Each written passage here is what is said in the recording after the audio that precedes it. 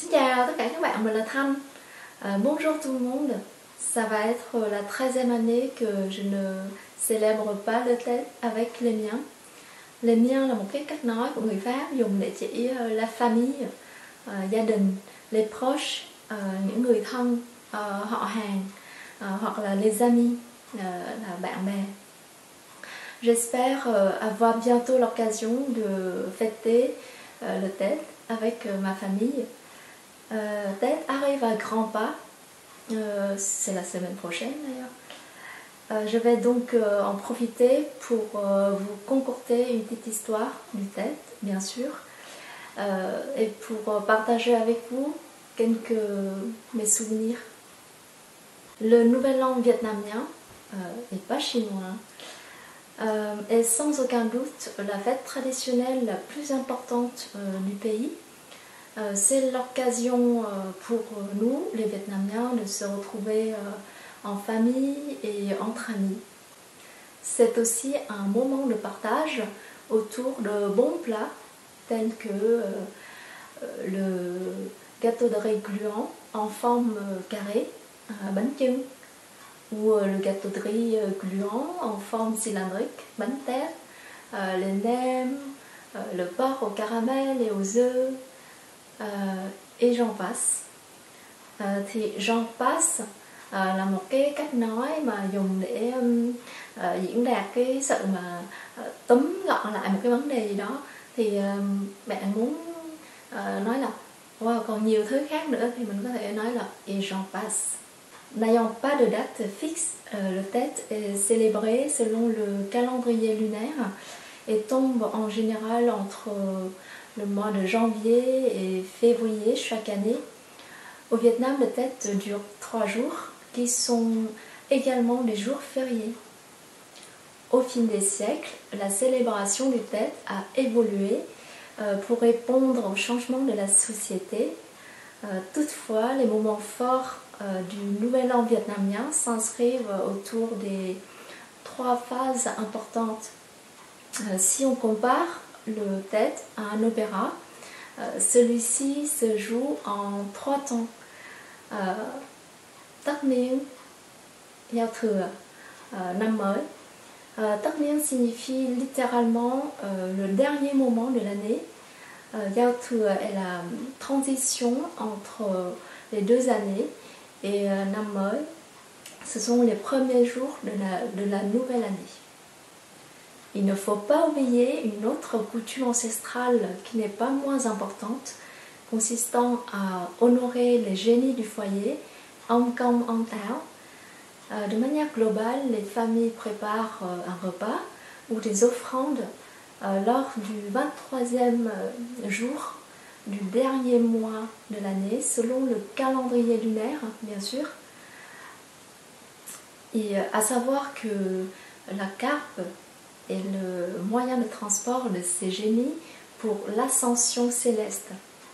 Je trouve que les préparations sont les moments les plus fatigants, mais aussi les plus excitants. Selon nos croyances, il faut bien nettoyer la maison et notamment l'autel pour souhaiter la bienvenue et le retour des esprits de nos ancêtres.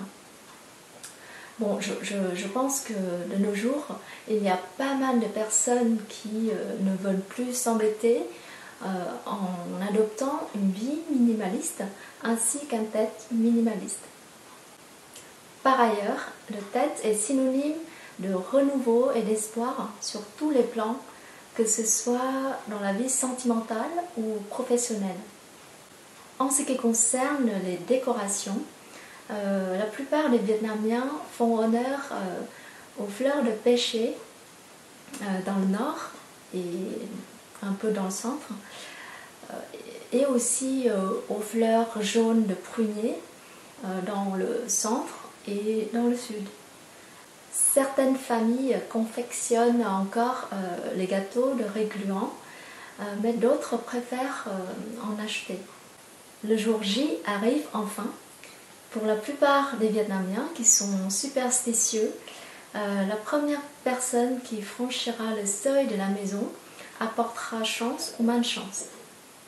C'est pour cela que l'on l'a choisi soigneusement en espérant que la nouvelle année sera remplie de bonnes nouvelles. Pendant les 3 jours de la célébration du Tết, je pense que ce sont les enfants qui sont les plus heureux parce qu'ils vont recevoir des lycées. Lycées, en fait, ce sont des étrennes qui sont insérées dans de petites enveloppes rouges. Quels sont mes souvenirs du Tết? J'en ai beaucoup et ce sont vraiment de très beaux souvenirs. J'ai quitté le foyer familial il y a bientôt 13 ans. Aussi surprenant que cela puisse paraître, les souvenirs du Tết demeurent très très vivants. À l'époque, on confectionnait encore les gâteaux de riz gluant dans ma famille. Donc mon grand-père jouait le rôle de chef d'orchestre qui dirigeait les autres membres de la famille dans le façonnage des gâteaux. Et donc tout le monde était par terre sur une natte de fortune. Et puis on rigolait, on parlait tout en faisant ces gâteaux. J'adorais vraiment ces moments où on passait du temps ensemble. Je pense que comme beaucoup d'enfants de ma génération, j'avais vraiment hâte d'être le jour J pour pouvoir enfin enfiler les nouveaux vêtements, de pouvoir manger de bons plats et recevoir des lycées, bien sûr. Et puis c'était aussi le moment où je voyais mes parents le plus souvent. Et puis mon père, à chaque fois qu'il nous conduisait quelque part sur son scooter, sur sa Honda 67, j'étais aux anges. Être aux anges, mình không biết các bạn có biết cái thành ngữ này không, đó là être aux anges là một cái thành ngữ mà nó chỉ việc mình rất là hạnh phúc, être très très heureux. Et vous, quels sont vos souvenirs du Tết? Còn các bạn thì sao? Các bạn hãy chia sẻ cho mình và tất cả mọi người về những cái kỷ niệm về Tết của các bạn nha. Thì nhân đây mình cũng xin chúc tất cả mọi người một cái Tết đoàn viên, vui vẻ và ấm áp. Cảm ơn tất cả các bạn đã theo dõi và hẹn gặp lại tất cả các bạn trong các vlog sau. Xin chào.